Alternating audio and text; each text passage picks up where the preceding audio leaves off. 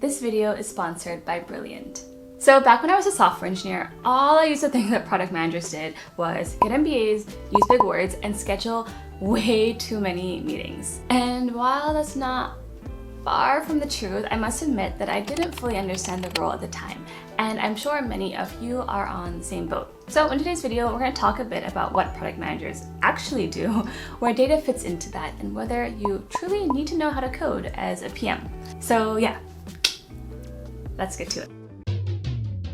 Now, at the end of the day, product managers are responsible for two things. One, deciding what feature to build, and two, ensuring that it succeeds. Let's start by breaking down the first stage. Suppose we work at YouTube and the data science team found a correlation between engagement and watch time, which basically means if I say like or comment on MKBHD's videos, I'm going to be more likely to spend more time watching YouTube, which makes sense. So let's say I'm a PM and we decide to build that new little upvote animation that you might have seen on YouTube mobile.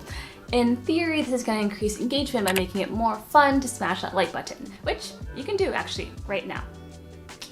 Now, back when I was a software engineer, I used to think, okay, like how hard can this be? It's just swapping an animation, like 50 lines of code max. But there is a lot more to it than that. First, I'd have to convince my team that this is a good idea. Engineers, designers, marketers, my manager, not to mention a room full of MBAs who have no idea what they're talking about. Safe to say that planning this alone would cost YouTube dozens of hours. I mean, assuming on the low end that I might hold like 5 meetings with 4 teammates who are making a typical tech salary, this alone would cost YouTube like $2,500. Then taking into account time to design and test and build this little animation, this will all cost several more weeks of time, which is worth another like $20,000. And then there's a layer of user research and tracking OKRs, holding weekly stand-ups, scheduling more stand-ups, and working with marketing for launch. And all of this would take literally weeks and sometimes even months of work as a PM. So it's not quite as simple as I thought it would be. Okay, and now that we built the feature, we need to think about the second part of product management, actually ensuring that the product succeeds. Using data, we need to make sure that this feature is actually increasing engagement because that might not even be the case. And to do so, we'll have to set up an A/B test. Meaning, we'll launch this feature to a small subset of users and see how engagement compares with the new like button versus the old.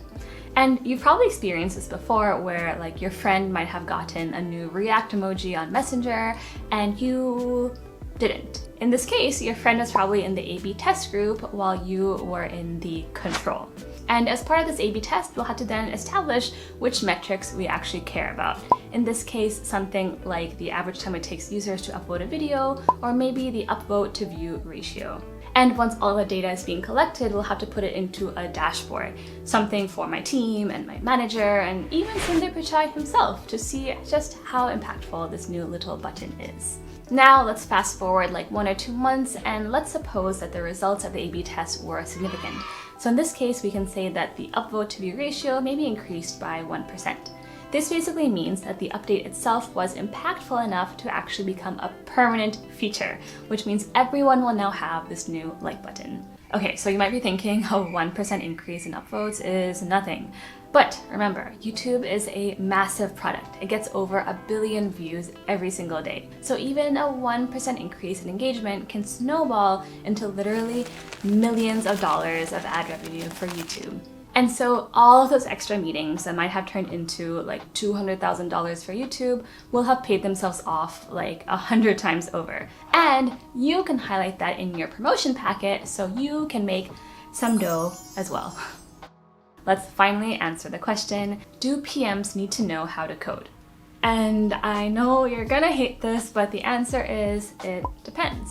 Because all of this data, from the correlation that the data scientist team found between engagement and watch time to the 1% increase in upvotes in our A/B test, they're all just data points that are stored in databases. And there's a huge range of tools that you can use to talk to databases. There's billion-dollar companies that attempt to solve this problem for you. If you really hate yourself, you can use Excel. Or if you want to get fancy, you can talk directly to databases with SQL. And as it turns out, many PM jobs on LinkedIn list SQL as a preferred skill. And I even got asked to write like very basic SQL queries last year when I was interviewing for PM roles. And okay, if not SQL, PM interviews are definitely going to test your general data skills. These questions are often labeled as estimation or metrics questions. So you might be asked, what metrics would you use to measure the success of Facebook Marketplace? And unlike software engineering interview questions, where reversing a linked list will probably never occur on the job, at least PM questions are relevant to our day-to-day, which is nice. Long story short, PMs don't need to know how to code, but even having some basic technical chops can give you a big leg up both in job interviews and on the job.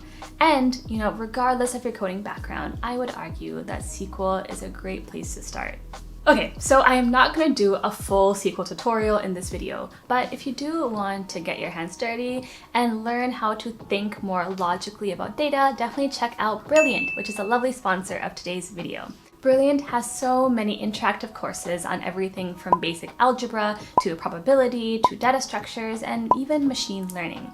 And I really love how fun and playful these courses are, with interactive exercises and real-world examples that really just teach you how to think about math and science, which honestly is something that I didn't really learn until like senior year of college. And actually, back when I was interviewing for my very first tech job, I wish I had Brilliant so I could brush up on my data structures.